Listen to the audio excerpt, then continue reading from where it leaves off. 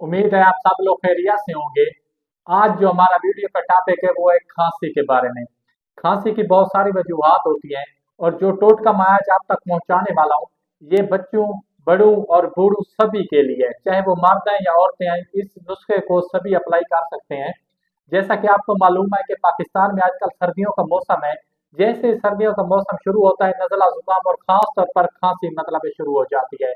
बहुत सारे लोग होते हैं जो मुख्तलिफ किस्म के प्रोडक्ट इस्तेमाल करते हैं, सिरप इस्तेमाल करते हैं, मुख्तलिफ डॉक्टर के पास जाते हैं, लेकिन बहुत ज्यादा इलाज करते हैं, लेकिन उनकी खांसी खत्म भी नहीं होती। और खांसी इसको ये तीन चार इकसाम होते हैं। खुश्क खांसी होती है, बलगमी खांसी होती है, एक ये ना जिसको कहते हैं बड़ी खांसी, जिसमें एक हुक की आवाज निकलती है, वो भी खांसी होती है।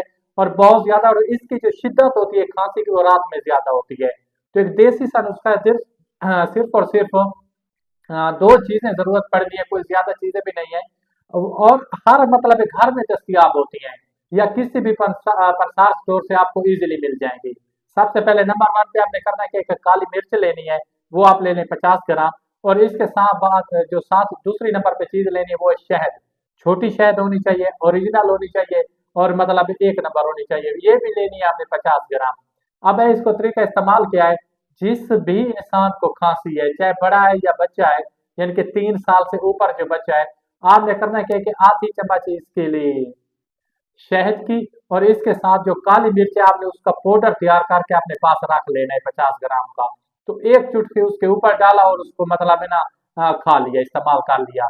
सुबह भी कर ले, दोपहर, शाम, जिस टाइम आपको खांसी तंग कर रही है या खांसी बार बार आ रही है, उसी टाइम ये नुस्खा आप रिपीट करते जाएं।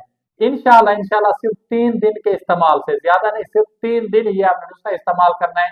जितनी बड़ी भी खांसी है, चाहे खुश्क है या बलगमी है, जो भी है, इंशाल्लाह इंशाल्लाह सिर्फ 3 दिन में खत्म हो जाएगी।